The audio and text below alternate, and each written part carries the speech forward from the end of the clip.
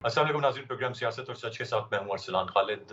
आज के प्रोग्राम में मैं चाहूँगा हम बात करें रवां हफ्ता खासी अहमियत का हामिल रहा, जहाँ पर शंघाई ताउन तंजीम का इजलास पाकिस्तान में हुआ और अहम ममालिक के सरबराहान जो कि कई अरसे के बाद पाकिस्तान का दौरा कर रहे थे, वो पाकिस्तान तशरीफ़ लाए और फिर इस पूरी की पूरी कॉन्फ्रेंस का इनेकाद एक बेहतर अंदाज में हो जाना एक बड़ा पॉजिटिव साइन है।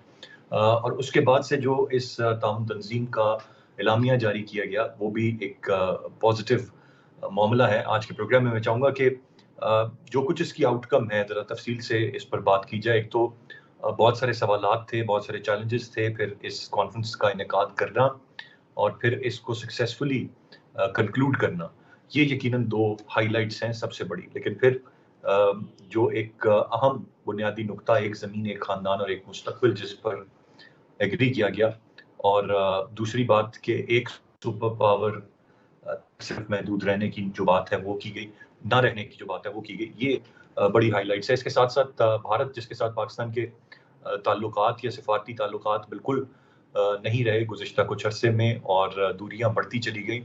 भारतीय वज़ीर ख़ारजा का पाकिस्तान तशरीफ़ लाना और फिर पाकिस्तान की मेहमान नवाज़ी और चीज़ों को सराहना, ये एक और बड़ी इस सारे मामले में आउटकम है। लेकिन मुस्तक़बिल क्या होगा और एक क्या मैसेज है जो पूरी दुनिया को इस कॉन्फ्रेंस के इनेकाद के बाद गया है, मैं चाहूँगा आज के प्रोग्राम में हम तफसील से इस सारे मामले पर बात करें। मुझे प्रोग्राम में ज्वाइन कर रहे हैं जावेद हुसैन साहब, साबिक सफ़ीर हैं।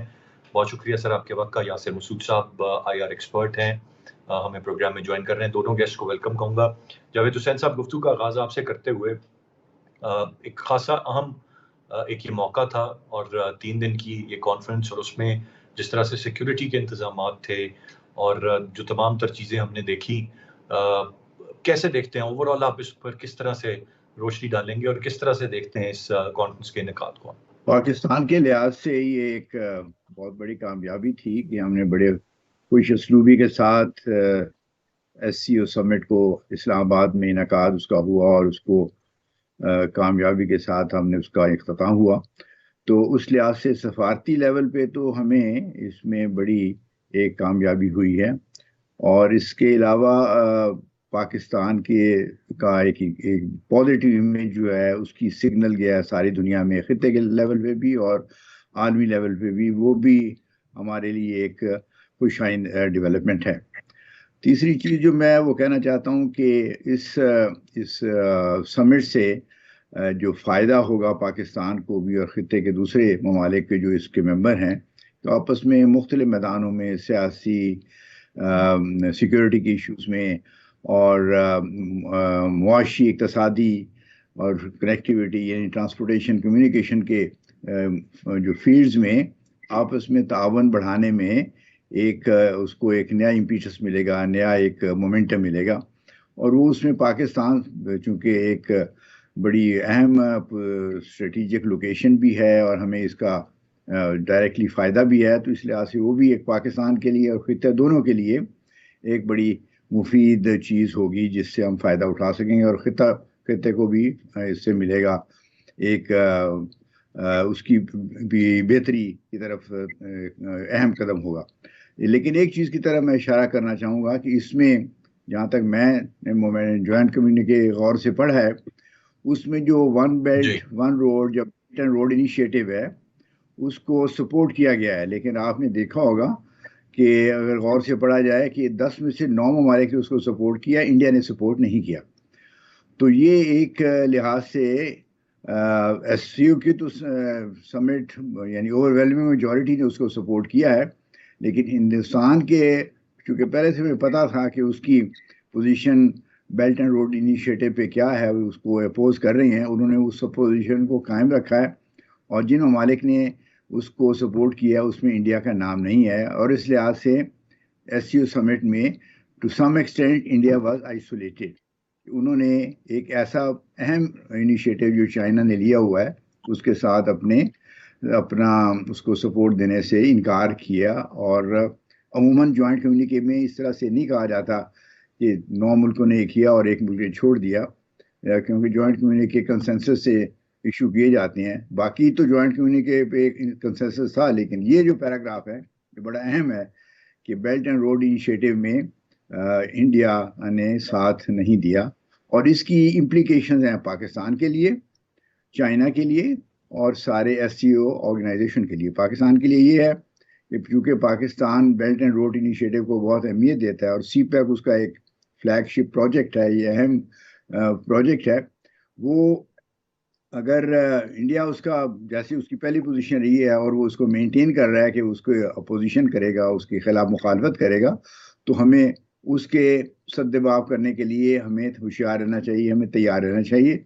और ये चाइना को भी सब अब मैसेज बड़े लॉन्ग ये बात किया है, एक एक आम तासुर या ख्याल, ये मतलब भारत के तहफ़्फ़ुज़ात क्या हैं one belt one road initiative को लेकर, या क्या मुमकिना तहफ़्फ़ुज़ात हो सकते हैं कि वो उसकी मुखालफत कर रहे हैं? सबसे बड़ा जो उसकी रिजर्वेशन है वो ये है कि इंडिया साउथ एशिया में या बड़े सगीर में या अपनी हेजमनी, अपनी अपनी डोमिनेशन को एस्टेब्लिश करना चाहता है, और उसको ये एहसास है कि अगर चाइना के पाकिस्तान के ज़रिए चाहे और दूसरे खित्ते के ममालिक के साथ ताल्लुकात चाइना के बढ़ते जाएंगे, और ये बेल्ट एंड रोड इनिशिएटिव और सीपैक जो है उससे चाइना को अपना असर रसूख बड़ा तावन खित्ते के ममालिक से ख़ास तौर से पाकिस्तान से बढ़ाने में बड़ी एक मदद मिलेगी।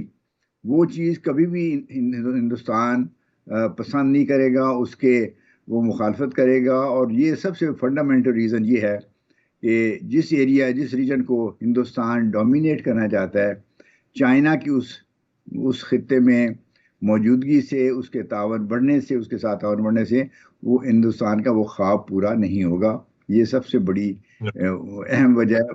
बाकी उन्होंने और भी वजूहात देते रहते हैं कि जी इसमें कि कुछ जो है सीपैक का रास्ता वो जो है वो डिस्प्यूटेड टेरिटरी में से गुजरता है, लेकिन वो मेरे ख्याल में वो ऐसी वजूहात हैं जो लेम एक्सक्यूजेज हैं। Belt and road initiative by the way is not just CPEC. Belt and road initiative के तो कई रूट्स हैं, CPEC is one of them, और वो साउथ ईस्ट एशिया से भी उसके रूट्स जाते हैं, सेंट्रल एशिया से भी जाते हैं। तो उन्होंने तो पूरे बेल्ट एंड रोड इनिशिएटिव को ही के साथ अपना उसको सपोर्ट करने से हिंदुस्तान इनकार कर दिया, और उसकी वजूहत यही हैं। एक तो उनकी वो साउथ एशिया में चाइना की प्रेजेंस को और इन्फ्लुएंस को बढ़ने से रोकना चाहते हैं। दूसरा, Hindustan at the Asia level और ग्लोबल लेवल चाइना का एक अपने आप को राइवल के तौर पे इमर्ज या बिल्डअप करने की कोशिश कर रहा है, और उसकी जो स्ट्रेटेजिक पार्टनरशिप है अमेरिका के साथ, उसके भी वजह से वो चाइना की इस प्रोजेक्ट की मुखालफत करता है, क्योंकि अमेरिका भी बेल्ट एंड रोड इनिशिएटिव की मुखालफत। गुफ्तगू का सिलसिला जारी है, एक ब्रेक की जाने पड़ेंगे, ब्रेक से वापस आकर मजीद बात करते हैं, साथ रहिए। Welcome back. यासिर साहब, पहले तो आप कैसे देखते हैं इस पूरी एससीओ समिट को, इसके इनेकाद को, और एक इतनी बड़ी activity after very long time Pakistan में होने जा रही थी, और ख़ास तौर पे अगर हालिया कुछ अरसे की हम बात करें जहाँ पर पाकिस्तान में दहशतगर्दी के वाक़यात ने दोबारा से सर उठाया है, मुख्तलिफ तहफ़्फ़ुज़ात रहे, बड़े इवेंट्स का इनेकाद यहाँ पर, चाहे वो खेलों के मैदान से हो या अदरवाइज, उस पर सवाल उठते रहे, और भारत उसमें अहम कलीदी किरदार अदा करता रहा। लेकिन फिर बहरहाल इस समिट का इनेकाद और फिर सक्सेसफुल इनेकाद, इसकी आउटकम्स क्या देखते हैं? जी, बिस्मिल्लाहिर्रहमानिर्रहीम। अरसलान, सबसे पहली बात तो ये है कि हमें ये समझने की ज़रूरत है कि एक जियो पोलिटिकल शिफ्ट्स हो रही हैं दुनिया में, और उसकी वजह से जो रिलेशनशिप्स जो हैं वो रीसेट हो रहे हैं। जहाँ तक एससीओ की बात है कि पाकिस्तान ने तकरीबन 3 दिहाई में इतना बड़ा कोई इवेंट जो है वो ऑर्गेनाइज़ किया, और उसको सक्सेसफुली ऑर्गेनाइज़ किया, स्पेशली उस टाइम में जहाँ जिस तरह आपने जिक्र किया कि पाकिस्तान को सिक्योरिटी के ख़दशात थे और पाकिस्तान के डोमेस्टिक इश्यूज भी थे। उसके बावजूद भी पाकिस्तान ने इसको ये शोकेस किया है दुनिया को कि पाकिस्तान अहलियत रखता है बड़े इवेंट्स को ऑर्गेनाइज करने के, और सक्सेसफुली उनको ऑर्गेनाइज करने की अहमियत रखता है। ये देखें, अगर आप इसके थोड़े से बैकग्राउंड में देखें तो चंद दिन पहले चाइनीज़ पे अटैक हुआ कराची में, इतना बड़ा इंसिडेंट, उसके जो ऑब्जेक्टिव्स थे वो बड़े लाउड एंड क्लियर थे कि किसी तरीके से चाइनीज़ प्रीमियर को, चाइनीज़ डेलीगेशन को रोका जाए, या पूरे का पूरा एससीओ जो है वो उसकी होस्टिंग सबोटाइज हो जाए पाकिस्तान में। लेकिन उसके बावजूद भी चाइनीज़ डेलीगेशन का आना इस बात का सबूत है कि दोनों के जो बाहमी ताल्लुकात हैं वो इस तरह की जो चीज़ें हो रही हैं पाकिस्तान में, जो दहशतगर्दी हो रही है, जो कि डेफिनेटली इंजीनियर होती है बाकी कंट्रीज़ में और वो पाकिस्तान में आके एग्जीक्यूट होती है, उससे पाकिस्तान और चाइना के रिलेशंस को धचका नहीं हुआ। ये बहुत सबसे बड़ी इंपॉर्टेंट बात है। ये क्यों इंपॉर्टेंट बात है? क्योंकि हमारे जो इस वक्त ताल्लुकात हैं वो चाइना पाकिस्तान इकोनॉमिक कॉरिडोर की वजह से, बेल्ट एंड रोड इनिशिएटिव की वजह से जुड़े हुए हैं। अभी मैं आपको ये बात बताऊं कि जिस तरह यहाँ पे प्रेसिडेंट शी जिनपिंग ने 2023 में global development initiative, global security initiative और ग्लोबल सिविलाइजेशन इनिशिएटिव, जिसको शिप्लोमेसी भी कहा जाता है, तो चाइना इस वक्त एक बड़ा ब्रॉडर रोल प्ले कर रहा है। मेरा ख्याल है चाइना का इसमें बहुत बड़ा मेजर रोल है कि इस इवेंट को पाकिस्तान में होस्ट कराया जाए और इसको सक्सेसफुल बनाया जाए, जो कि इस वक्त देखें यूरेशिया जो है, ये सेंट्रल एशिया की जो मार्केट है, उनके साथ जो हमारे ट्रेड हैं वो बहुत बड़ी कॉरिडोर है, बहुत बड़े कॉरिडोर पाकिस्तान के लिए ओपन हो जाएंगे।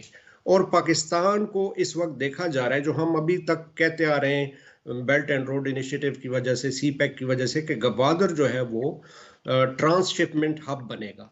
ये रियलिटी जो है ये अब हम एटलीस्ट उसकी उम्मीद पैदा हो गई है, क्योंकि पूरे जो यूरेशियन है या सेंट्रल एशियन कंट्रीज हैं और इवन रशिया भी, जब से सी पैक का इनेकाद हुआ है तो इनके पाकिस्तान और रशिया के भी जो ताल्लुकात हैं वो काफ़ी वार्म अप हुए हैं।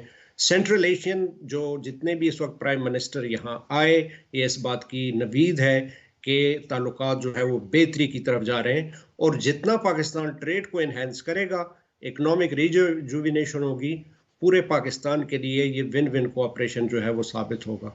मैं समझता हूँ कि ये एक हिस्टोरिकल फीएट है, हिस्टोरिकल माइलस्टोन है पाकिस्तान के लिए, कि पाकिस्तान ने खुद को अलाइन किया है बड़ा पॉजिटिवली, जिसमें चाइना का बहुत पॉजिटिव रोल है, बड़ा मेजर रोल है। और जो हमें दहशतगर्दी के ये जो इश्यूज चल रहे हैं, इंशाल्लाह हम इससे ज़रूर बाहर आ जाएंगे और बिगर पिक्चर में हमने चीज़ों को देखना है। तो मेरा ख्याल है चाइना के साथ मजीद अलाइनमेंट पाकिस्तान की होगी, मजीद पाकिस्तान को फ़ायदा होगा। राइट जावेद साहब, आपकी तरफ वापस आऊंगा। जो पहले आपने बात कही और जॉइंट कम्युनिके की आपने बात की और भारत का इतराज़, और फिर अगर उसी में ही अभी जो बात यासिर साहब ने भी कही, अगर हम देखें कि चाइनीज़ पर अटैक्स जो होते हैं और उनको निशाना बनाया जाता है, वो यकीनन उसकी वजूहात हमारे सामने हैं और हम जानते हैं कि क्यों बनाया जाता है। और फिर अगर एक ही मुल्क है out of all the countries जिसको इस सारे मामले से मसला है, तो फिर ये क्या हम बड़ा बासानी ये कह सकते हैं कि जो चाइनीज़ पे अटैक्स हैं या इस तरह की दहशतगर्दाना कार्रवाइयाँ हैं, इनके पीछे कौन मुलव्विस हो सकता है? वही जिसको एतराज़ होगा ज़ाहिर।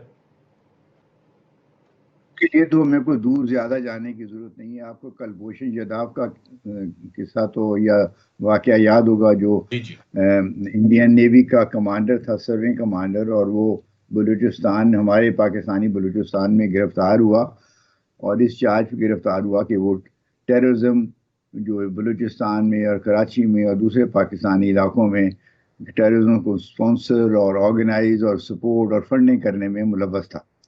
तो इसमें तो कोई शक ही नहीं है कि हिंदुस्तान जो है पाकिस्तान को डिस्टेबलाइज करने के लिए टेररिज्म की फोमेंटेशन या इसको फैला रहा है या उसको सपोर्ट कर रहा है। और एक ज़ैली मकसद उनका ये है कि पाकिस्तान, ये सी पैक जो जिसका पाकिस्तान के लिए बेअंदाज़ा यानी बहुत ज़्यादा जिसका फ़ायदा हो सकता है, हो रहा है, हुआ भी है, वो उसको भी यानी इंसान की ख्वाहिश है कि ये प्रोजेक्ट या ये प्रोग्राम आगे ना बढ़ सके। अब ये बड़ी अच्छी डेवलपमेंट एक तो ये हुई है कि चाइनीज़ प्राइम मिनिस्टर जो आए थे वो सिर्फ SCO समिट के लिए नहीं आए, उनका एक बायलैटरल विजिट भी उसके साथ लिंक था, और उन्होंने अपने उस बायलैटरल जो सेगमेंट था विजिट का, उसमें उन्होंने गवादर में जो इंटरनेशनल एयरपोर्ट की इनागोरेशन भी शहबाज शरीफ साहब के साथ मिलके की। एक बहुत बड़ी डेवलपमेंट है।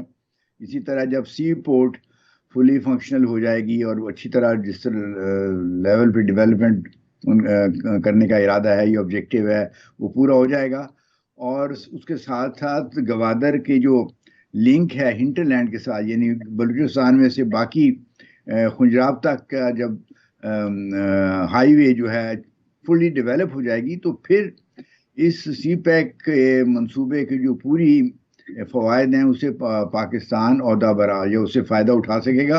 ख़ास तौर पे अब फेज़ 2 सी पैक का शुरू हो रहा है, जिसमें स्पेशल इकोनॉमिक जोन और इंडस्ट्रियल डेवलपमेंट और एग्रीकल्चर डेवलपमेंट और दूसरे इस किस्म के ऐसे प्रोग्राम्स लॉन्च किए जाएंगे जिससे हमारी जीडीपी ग्रॉस डोमेस्टिक प्रोडक्ट जो है नेशनल इनकम बढ़ने में आसानी होगी, हमारी एक्सपोर्ट्स भी बढ़ेगी। टेक्सटाइल पार्क की भी बातें हो रही हैं सिंध और पंजाब में, यानी बातें क्या, एग्रीमेंट साइन हो गए हैं। तो ये अगले 1-2 साल में अगर इंशाल्लाह ये प्रोग्राम जो हैं स्मूथली चलते रहे तो मेरा अपना अंदाज़ा है कि बाय द ईयर 2026 और 27 आपको पाकिस्तान एक तेज़ी से तरक्की हासिल करते और खुशहाली तरफ बढ़ते हुए नजर आएगा। गुफ्तगू सिलसिला जारी है, एक ब्रेक की जाने बढ़ेंगे, ब्रेक से वापस आकर मजीद बात करते हैं, साथ रहिए। Welcome back. मैं यासिर साहब की जानिब बढ़ूंगा। यासिर साहब, ये तो बात अभी तक जो हमने कही वो ज़्यादातर तो एक तरफ भारत और दूसरी तरफ चाइना, और ज़ाहिर है चाइना बहुत की प्लेयर है इस पूरे खित्ते का, और ये बेल्ट एंड रोड इनिशिएटिव हमारे लिए खासी अहमियत का हामिल है। लेकिन जब हम इसकी बात करते हैं तो एक तरफ जो डिस्टेबलाइजेशन करना है वो भी है, जो फैक्टर्स हैं जिनकी तरफ कुलभूषण यादव या जो भारत के बाकी ज़ाइम हैं उनकी तरफ इशारा किया, लेकिन नॉट टू फॉरगेट कि बलूचिस्तान या गवादर या गिरदुनवा में जो वहाँ के लोगों के भी कुछ कंसर्न्स या गिले शिकवे हैं। If we have to make this whole thing a big success, तो आई थिंक ये तमाम तर इश्यूज हमें एड्रेस करने होंगे। एक तो हम बेल्ट एंड रोड इनिशिएटिव में क्या ताखीर का शिकार पहले से हो गए हैं, और फिर ये बाकी जो गिले शिकवे हैं इनको कैसे हम दूर करेंगे, और खित्ते के लोगों को किस तरह साथ मिलाएंगे कि ये वाकई एक बड़ी सक्सेस हो सके। ये बड़े चैलेंजेस हैं, इनके लिए कोई तैयारी खास पाकिस्तान की आपको नजर आ रही है या कोई पेशरफ्त नजर आ रही है? अनफॉर्चुनेटली जो पाकिस्तान के डोमेस्टिक इश्यूज हैं उसकी वजह से मामला ज़्यादा ख़राब हुए हैं ओवर द ईयर्स।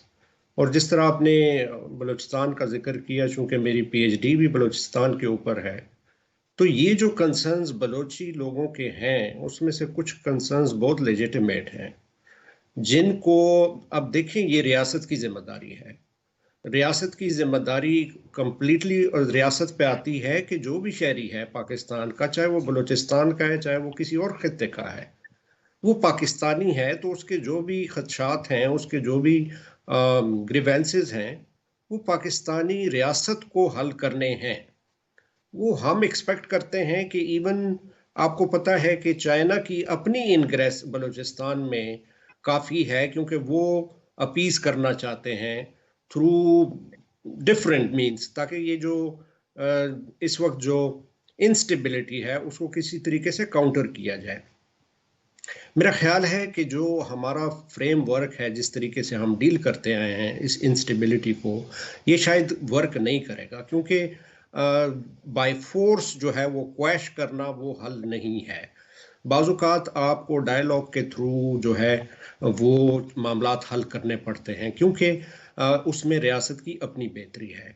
ये जो हमारे जो इंटरनल इश्यूज हैं, अगर ये इसी तरीके से मज़ीद बढ़ते जाएं तो हमारा इमेज जो है वो ओवरऑल बड़ा ख़राब हो रहा है दुनिया में।